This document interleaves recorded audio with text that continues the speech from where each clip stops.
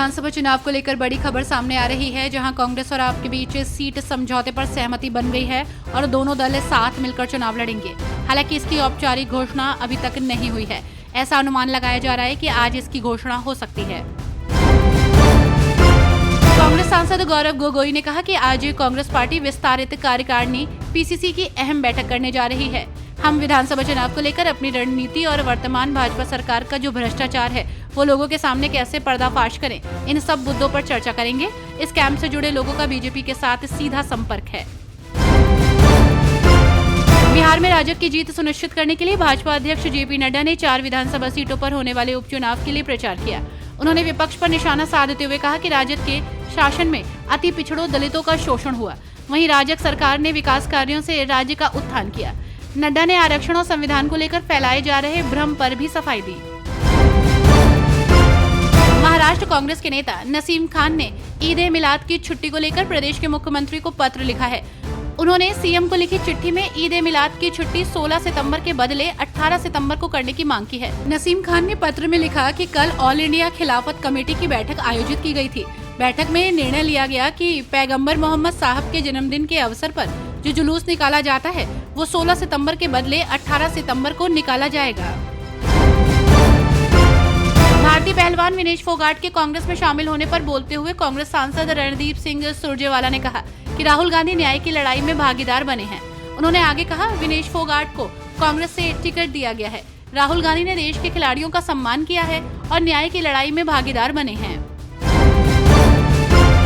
विश्व lung cancer सम्मेलन में वरिष्ठ पत्रकार रवि प्रकाश को पेशेंट एडवोकेसी एजुकेशनल अवार्ड से सम्मानित किया है। वे इस साल भारत से इस पुरस्कार को पाने वाले इकलौते हैं। रवि पिछले 4 सालों से लंग कैंसर से जूझ रहे हैं और इस पुरस्कार को लेने के साथ उन्होंने झारखंड की पारंपरिक बंडी पहनकर सरना धर्मो कोट की वकालत भी की।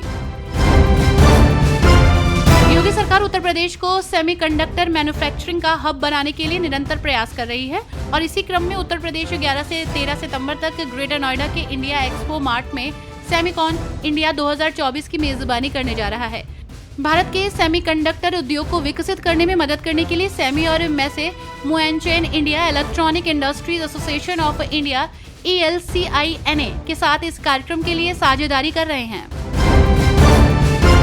जम्मू कश्मीर के पूर्व सीएम और नेशनल कॉन्फ्रेंस के वाइस प्रेसिडेंट उमर अब्दुल्ला ने चुनावी हलफनामे में बताया कि उनके पास कोई अचल संपत्ति नहीं है, जबकि चल संपत्ति के नाम पर बैंक में कुछ डिपॉजिट्स और कुछ जेवर हैं।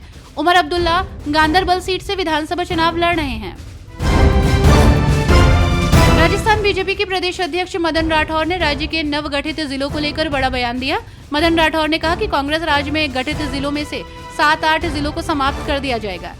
राठौर ने आरोप लगाया कि कांग्रेस ने तुष्टीकरण की नीति और अपने फायदे के लिए इन जिलों का निर्माण किया था। जम्मू कश्मीर पीपल्स कॉन्फ्रेंस के चेयरमैन सज्जाद गनी लोन ने कहा कि अनुच्छेद 370 हम सभी से बड़ा है और इसे संघीय समाधान के रूप में वापस आने का विश्वास जताया। अनुच्छेद 370 हम सभी से बड़ा है। मेरा मानना है कि एक समय आएगा जब ये संघीय समाधान के रूप में किसी न किसी रूप में वापस आएगा। उमर अब्दुल्ला को कुछ शर्म आनी चाहिए। वो कह रहे हैं कि जो लोग उनके खिलाफ चुनाव लड़ रहे हैं वे सभी भाजपा के साथ हैं। उन्हें तब समाधान बताना चाहिए। केवल एक ही समाधान है कि कोई भी उनके खिलाफ चुनाव ना लड़े। बेहतर होगा कि वो इस बारे में बात करें कि वो लोगों के लिए क्या करेंगे।